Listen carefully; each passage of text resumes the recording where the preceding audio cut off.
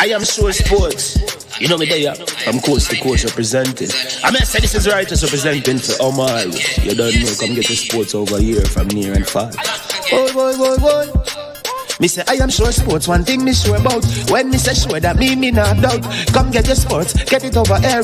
Come subscribe, repost and share. I am sure sports, one thing me sure about. When me say sure, that me not doubt. Come get your sports, get it over here. Come subscribe, repost and share. If me not sure, that me not say it. Know who score, that me not say it. Never know no game play, that me not say it. If me never see no game, me no know who play. For your sports news, better come over here so. For your soccer news, then come over here so. If you don't love sports, still come over here so. For the day done, you are gonna love over your son.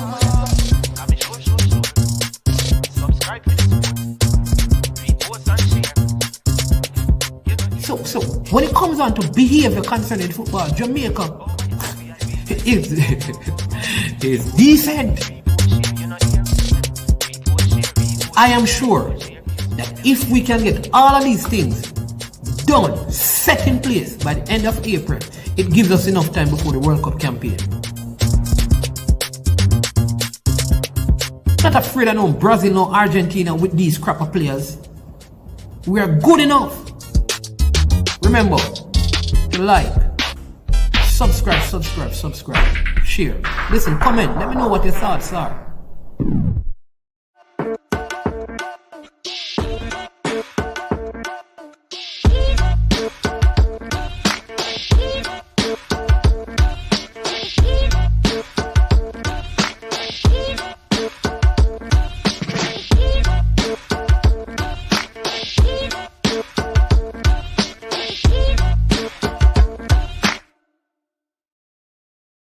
Trick Jerk Marinade gives your meats and vegetables authentic Jamaican jerk flavor. The spices are directly from Jamaica. Spices like jerk seasoning, allspice, Scotch bonnet pepper, fresh scallions, thyme, ginger, and garlic. The key ingredients to a great jerk marinade. 0% sugar and low in sodium.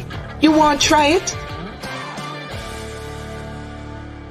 Made up of 18 Jamaican herbs and spices. Add delicious, bold flavor to your next grilling experience. Flavoring sauce, a marinade, basting, condiment, or topping. Trick Nick Jerk Barbecue Sauce.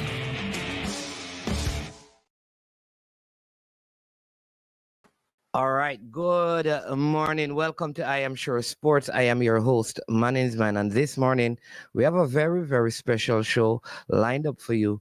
We'll be having a quick chat with the newly appointed global ambassador for Jamaica U17 football. As you know, changes have been made to the World Cup for U17. It's a yearly thing now. With the first 5 years of it, the tournament will be held in Qatar. And there has been much work, just galvanizing the diaspora, especially those in the United States of America, to really prepare our best team through Coach Freddie Butler and Carlton Butlerhead Simmons. And great things are happening where the program is concerned, but lots of resources are needed. And so I think it is fitting that we have the esteemed and eloquent global ambassador joining us. His name is Omar Mcfarlane. And so he will be here with us, but before he comes on and shares what is happening and probably encourage you to get involved in the process. I just want to remind you that it is an interview, so we will have some questions from you at the end. If you just type those and put those in the comment section. Also remember to hit the like button, and if you have not yet subscribed to I Am Sure Sports, make sure you do so and share the content with someone else. We always want to make sure that on all our programs we take time out to give thanks for the gift of life, because many have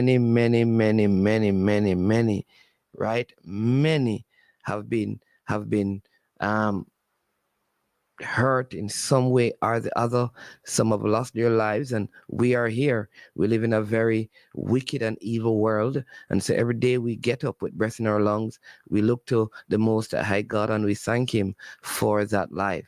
And so I want to do that, and I hope you can take a second or two and do that as well. All right. Bless up. Thanks. See all of you already in the comment section. So greetings to you all. And without any further ado, want to welcome our guest this morning, Mr. Omar Mcfarlane.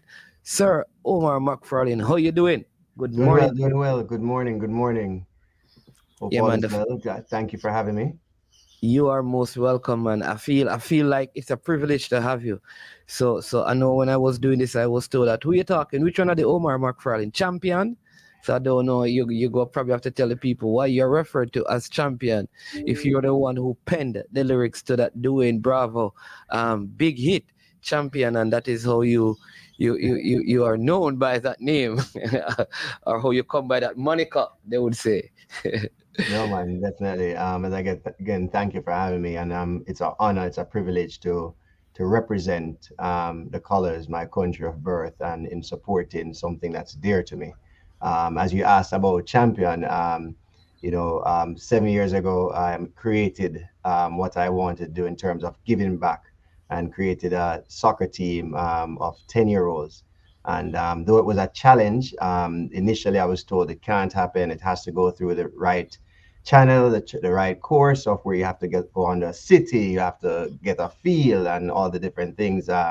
We saw it as not an obstacle. And within myself and a great friend of mine, Coach Colin Illner, we decided to start Champion FC. And the first thing we did, we bought land, we built a field.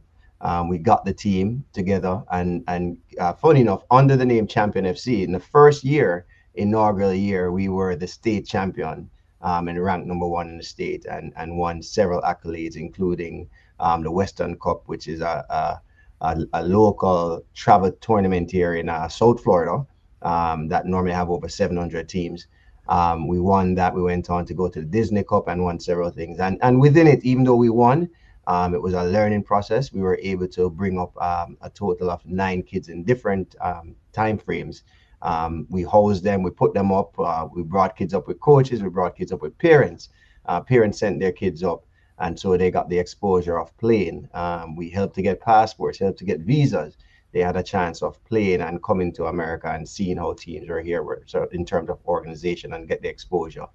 So that's where the name Champion comes from. We had the team for 3 years, and then we decided to channel differently, and here now in this role to try to help directly or U17 youth team. Yeah. All right. Awesome. Wonderful. All right. So, good story. See, I didn't even know that, but the team is still operating now, right? And you're still a part of the team, Champion FC. So the team is not operating as a team, but funny enough, we're still in touch with all the players that came through the inaugural team, and we've seen them throughout. And even while they're in Jamaica, I went to football game and see kids, and I'm like, you remember when? Of course, coach. And it's good to see that these boys are still playing at the high level, and some of them support the U15 and are on the national U15 and U17 team. So it's with an immense pleasure and great gratitude that when I see them, I can hug them up. I can say, "How are you doing?" I can talk to them. How are your parents? How is school? I saw one the other day at the field, and I was like, "No, man, you need to get a haircut. I don't like how you have to represent yourself." Yes. And so it is good to still see them. So still seeing them and still seeing them play the game, All right. Awesome. Wonderful story. Listen, I know maybe in your circles, you're popular, well known, but on YouTube, people probably have not even heard about the appointment, because I really don't believe the appointments, even with there has been any official press launch of the persons who are really operating in the U17 space. So people may not have gotten the opportunity to speak to you, to find out who you are and just a little bit about you. So in a synopsis, you can share with the audience who is Omar Mcfarlane. All right. Omar Mcfarlane is a husband, a father. I have 4 kids. And my wife that supports me is there with me in everything that I do and all the decisions I make. Even this one where we knew it was going to be a remarkable task. I'm a lover of sports, more so football. I'm an entrepreneur. I own and operate a business in Florida that's called Arc Electric. And what we do is traffic signals, street lights. We do everything that's on the roadways in the state of Florida. We hire, at one point we had over 100 employees. Today we have 48 employees. Half of the workforce is Jamaican. My entire back office staff is Jamaican. So even though Omar Mcfarlane, who went to Cornwall College, left Jamaica back in 1990 and migrated to the States, finished school in the States, I was still always very tied to Jamaica. And even through the diaspora community here, but also frequently visiting, still have relatives there, still have siblings that's living in Jamaica. And no, I actually live in Jamaica and in the States. And, you know, when I'm in Jamaica, operating remotely. So that's in a nutshell of who I am from a family and from a business perspective. There's a side of Omar Mcfarlane, just the side that in the book of Luke, it says, for he much that is given, much more is required. And in living to those true words as they're spoken, it is where I feel that I have to give back. So anybody, I just try to figure out which way to channel it best to giving back. And that's what actually, you know, rolled into this opportunity. And this opportunity is, it's immense. I think the challenge initially off the bat is just like, JFF, I'm not supporting it, this, that, all the negative connotation that's been out there. And it is simple. It is very, very simple. The other federations throughout the world get support. A lot of people don't recognize that the federations, especially when it come on to the youth programs, the challenge is there. You know, if you take the senior men's team and the senior women's team, which we struggle to even fill the stadiums, and then you look at all the teams broken down from a youth perspective, 14s, the U15s, U14s, U15s, U17, U18, U20s, and U23, and then times that by 2, boys and girls, you're talking about 10 teams that don't bring in revenue, but actually are programs that need to be supported. And how those programs are supported, it is through the federation. And obviously there is FIFA comes in and help out. But you know, the notion is out there, no man, Jamaica them have enough money and they we don't know what them do with the money. And so I think that's my biggest hurdle, and the team that helps us support me, because I'm not just doing it by myself. You know, I have Carton Palmer that's down there in Jamaica that is supporting as well. I mean, and you know, we try to very much stay involved with the boys, try to help them, to groom them, to have them understand it's not just on the field, but it's what we do off the field. So those are definitely the challenges that we're facing, and where the support is going to be needed. Okay. Okay. That sounds like a whole lot of work. But I like how you said it, because oftentimes people see problems and never um you know,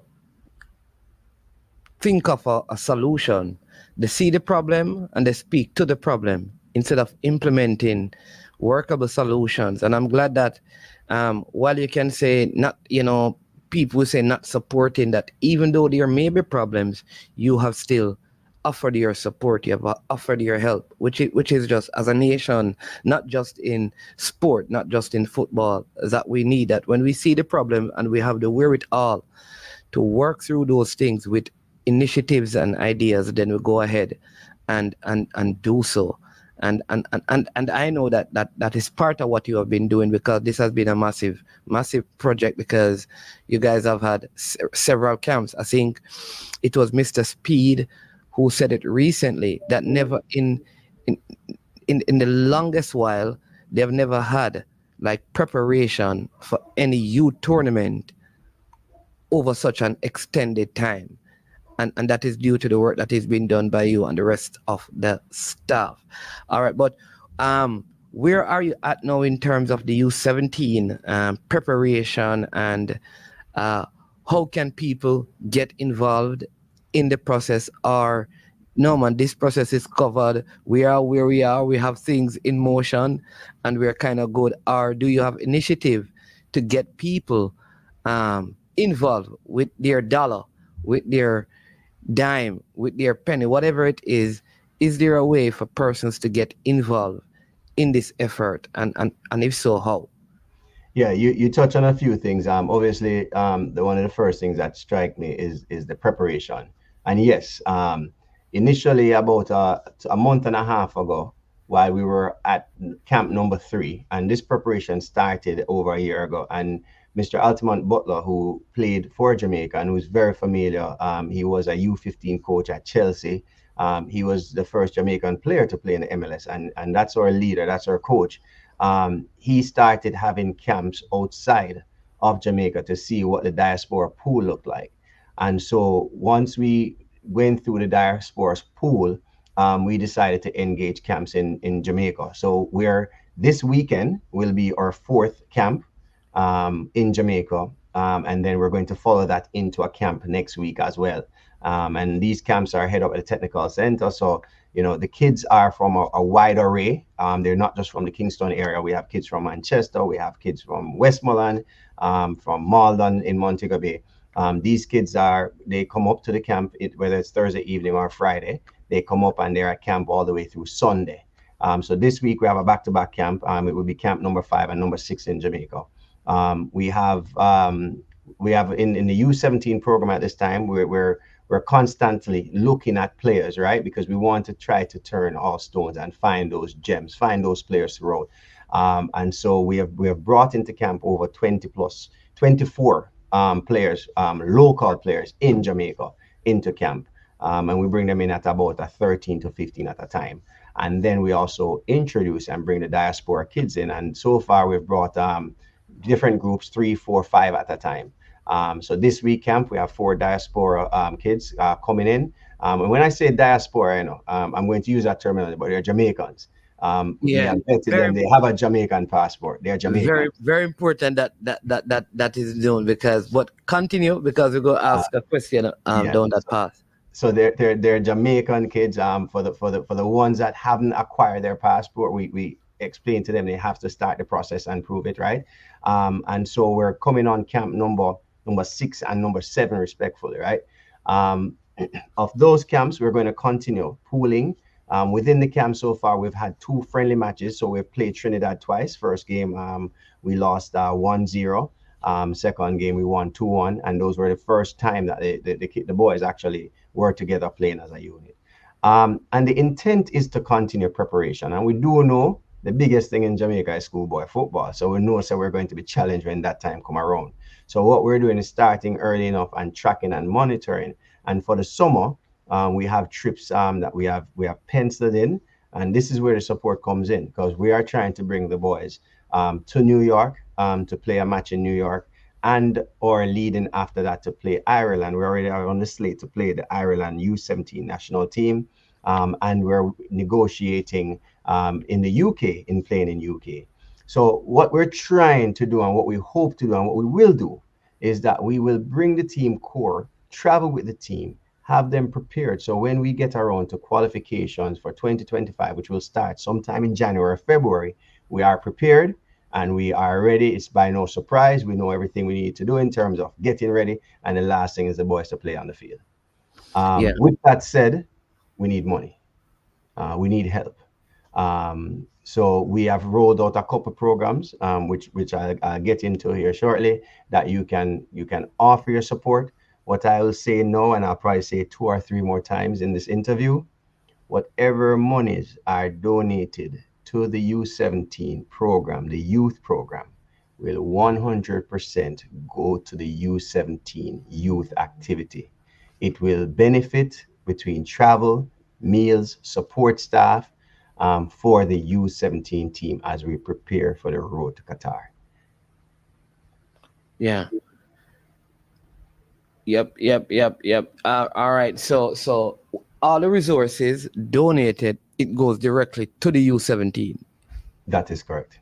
All right. And how can people donate if someone is listening and say, you know what, man, I believe in youth football. I believe it's important. I believe in this Qatar 2025 campaign. This team will make it. How can they then contribute? Like I said, in Jamaica, they have a term from a pin to an anchor.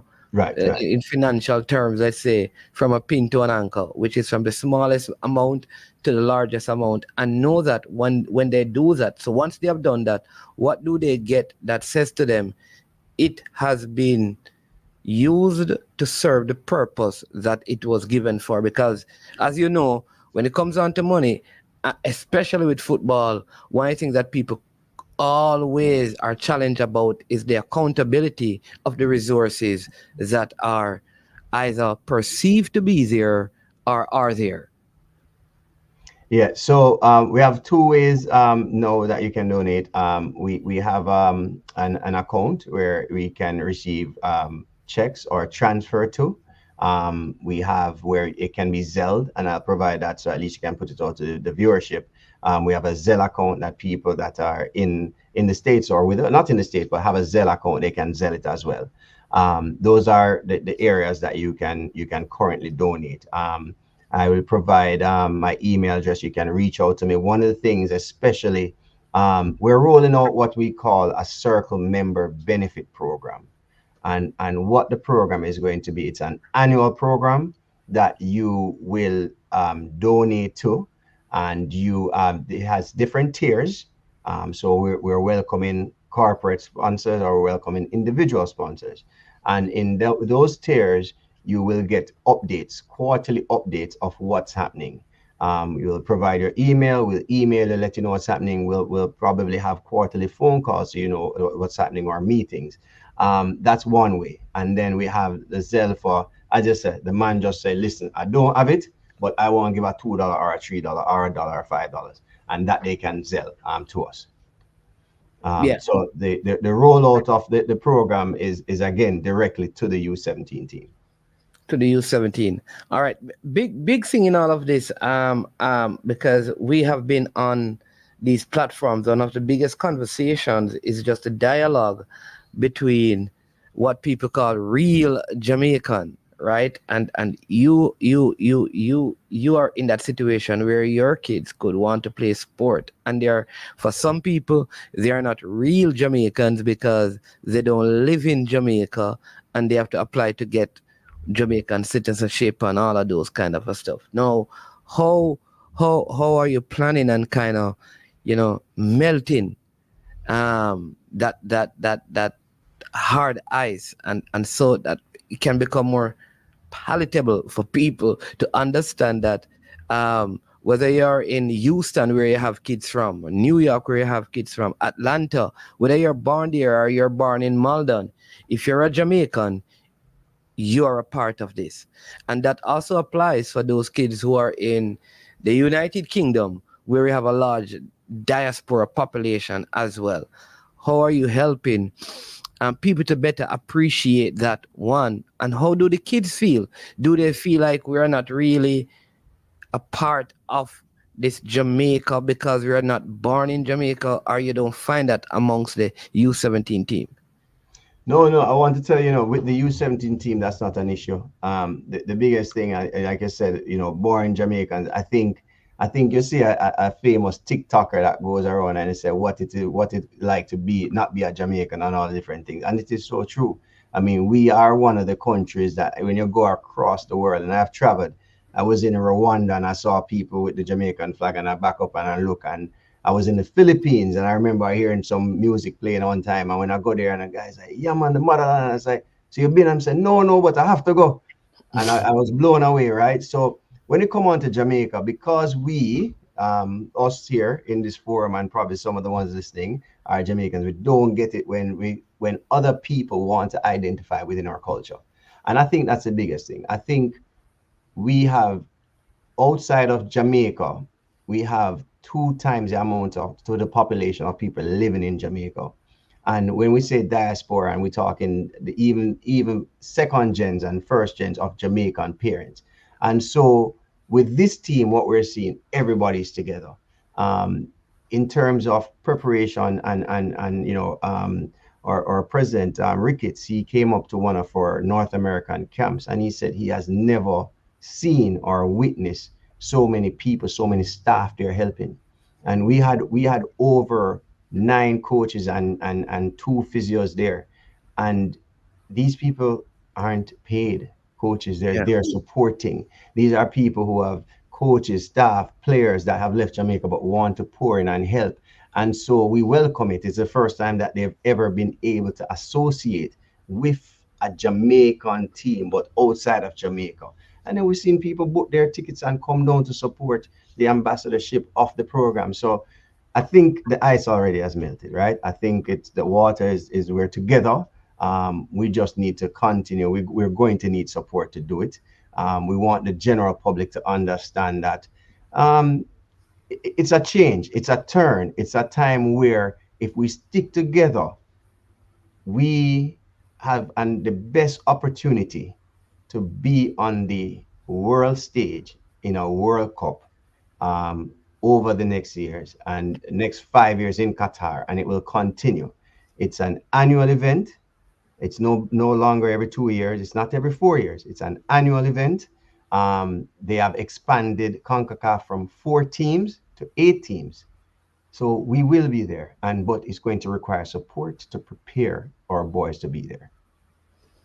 All right, you hear that, people? So we're going to drop some contact information so that you can reach out to Omar Mcfarlane. Maybe you're listening, and you're inspired by what he has shared. You're inspired by the prospect of having a U17 team playing in a World Cup again.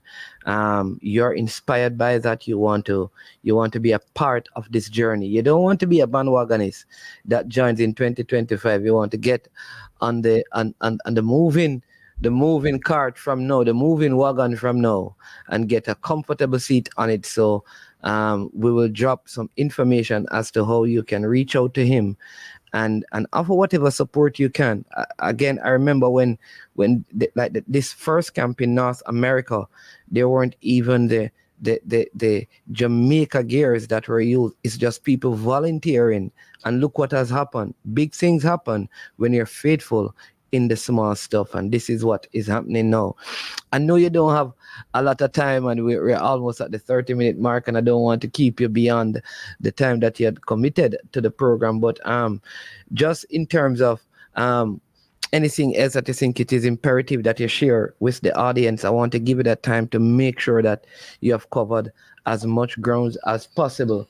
So is there anything that you would else that you think it is important? Management, I'd love to get this out there because I want the people to know that, what's next for the team. When and I think what people want to know is, when will they be able to see this team in preparation? I know that is probably one of the big questions, and someone has suggested that if 1,000 of the subscribers and I Am Sure Sports donate $10 each, that is $10,000. So it's stuff like that. So make it happen, Chris Wayne. Let's challenge 1,000 I Am Sure Sports subscribers to give $10 each to this process, and that is $10,000, which will go a long way. But anything else you want to share, Mr. McFarlane, before? So one of the things that we've done, we've created our separate social media space, so everyone can be in tune with what's happening. So if you go to follow us on Instagram, it's JFFU17 Road to Qatar 2025. You search here, you see the updates from the page has been launched. You'll see where we've had several camps. You'll see pictures of the boys. You'll see the coaches. You'll see activities of play, training, togetherness. So at least you get feel. I think it's one of the ways to get immersed in immediately and understanding what the team is doing. As we go through the summer, we're going to have different games and friendlies. Some of the videos are posted, so at least you can see what they're doing. But the updates are there, so you can see it. Going into the July, we have a couple of travels coming up. We'll basically broadcast it there for everyone to see. And then we'll also broadcast our Circle member benefits program, which is actually a really cool program to get involved in terms of a year full of update. There's even a level in there where you will get tickets to see even the senior men's team play. So there's definitely some value to it. there's a category in there where you'll even get a personalized signed jersey from one of our U17 players. So we're doing things to bring the general public in with us to support us. We're going to create rallying around this, and even also being able to see this team play. So the social media Instagram space is where you can see everything in a nutshell. I'll also provide you my email, so you guys can email me any information that you request to know and understand more about the team. And the bottom line is give from your heart, and nothing is too small and nothing is too big. Give from your heart, and I think we all together can see the fruits of our labor in terms of what we're putting in. We have a lot of people on board that given their time, their resources, their money, that believe in Coach Butler, believe in the program, and more importantly, believe in these boys. If we can create this platform for these boys, whether it's in Ireland, whether it's in New York, or even locally there, I believe we can create a bigger picture and a bigger future for these individual boys, bigger than probably even the World Cup stage, because I believe we can change their lives. We can put them in a position to be successful at football and be successful of life after football. And that is dear and important to me. I've had people reach out that are looking to award scholarships, and they are saying, hey, how can we see these boys play? What recommendation? We're looking for that same age group. And to me, to be able to tell someone, hey, here's the boy, here's where he play, here's, and they potentially can get a scholarship for education and play, that's remarkable. But it only happens if we have a platform to put them on. And by having a platform is where we need help. Awesome. Listen, I know that we have limited time, and I know there's a lot more that needs to be shared, that needs to be asked, that needs to be said. But like I said, I want to make sure that I also pay respect to your time, because we are past. And any questions you have, just let me know, and it is time if we have to answer it. Yeah, because it is past the 30 minutes mark already. But that normally happens when the interview are very good and they are informative, right? It seems like time has just gone with the wind. But I want to thank you. I want to thank you for coming on, because oftentimes with youth football, it stays in the background, and people don't know. And one of the key things you said earlier is that there is no resources that youth football really bring in per se. A lot of the money is generated in football comes through the senior teams, and when they enter tournament and win tournament, male and female. That's so, especially for smaller nations like Jamaica. So that for a youth team to be in preparation for over a year, the resources to finance that must come from elsewhere. So I want to implore people to get on board and to help. And I mean, we can all stay. It's easy to be the negative critic. That's so easy to stay on the sideline and be a spectator and complain about people. It's a different thing to get in the game. Here it is that you and I, we have an opportunity to get in the game. Don't stay in the stands. You're being invited to get on the pitch and participate. Be an active participator in this process. It's time for some of us to get up out of our seats, walk from our boxes in the stadium, and get onto the field and get into action. And I think if we all do that, then we will see year after year a U17 team qualifying, because there's a U15 already in preparation. There's a U14 team that is going to Cayman. There's a U15 team that is going to Sweden, and you have the under 17 team. So there is progression, and there is a systematic preparation of the teams for the next tournament, which we have long asked for. But now, for this to be sustained, then financial support is critical. So get on board and bring that support on, man. But thank you so much. I know, like, this is volunteer work. This is well thinking Jamaicans who don't, well, Omar is a little different. He lives in and out of Jamaica, right? But spend time overseas that you would call diaspora, who are volunteering their time and giving their resources, volunteering their time, giving their resources, and they don't live in the geographical borders of the place called Jamaica. And that is tremendous. So thank you so much. And for your wife and family who allow you to even be in football, because football, I believe football is the cruelest sport ever. Because when you're winning, nobody sees Omar. I am Omar Tina. They don't see me, they don't see you. But when things are not going well, we come into question. No, man, definitely so true. And thank you for having me. Again, I will inform you if there my email, where we can Zelle or Instagram page, and again, if you don't have it now, it's okay. Maybe you'll have it next week, maybe next month. But just support the boys, and we'll see very positive outcome. And we need the help. I implore you. No matter what you have seen in the past. I mean, and you touched on it, where the youth program is concerned. It is a lot of people also don't realize that yes, FIFA does give into the youth program, but it's more specific to facilities, more specific to tournaments. But when it come on to even just camping, I mean, that's where we really need the help, and that's what we're reaching out and asking for. Yeah, I see one person. That's Tyrone. Tyrone, listen. So when I do the other show, I'm going to end the show right now. So I'll put up. By that time, I will have the Zelle, all the information you need. And Tyrone says it. Tyrone will do it, because I know Tyrone normally, even with my channel, he supports it. So if he says it, he will do it. So there you go. So Tyrone, on the next show, which is today, later today, you'll have that information, so you can reach out to Omar Mcfarlane, or you can get the Zelle stuff, so you can send your contribution to them. All right, but thank you. Have a wonderful rest of the day. I know you have other stuff that you need to do. It was a pleasure talking to you. All the best to you. All the best to your team. All the best to your family. All right, thank you. Have a good one. Thank you. You're welcome.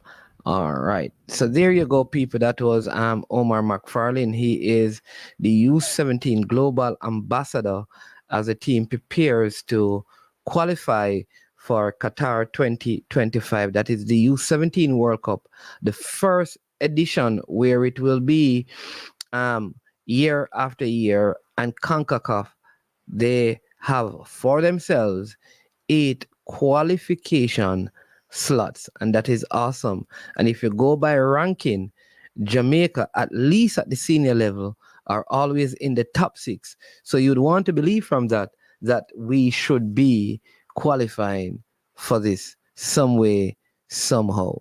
We will be back with you later. It was a pleasure being with you. Listen, such a good program, loads of information. As usual, all I ask you to do is to hit that like button, right? Very simple. That's how you support the channel, and it's work. All right. You can also subscribe. Very easy. You're watching that video, you see the word subscribe. If you are not yet subscribed, it's normally on red. You hit that, it changes color.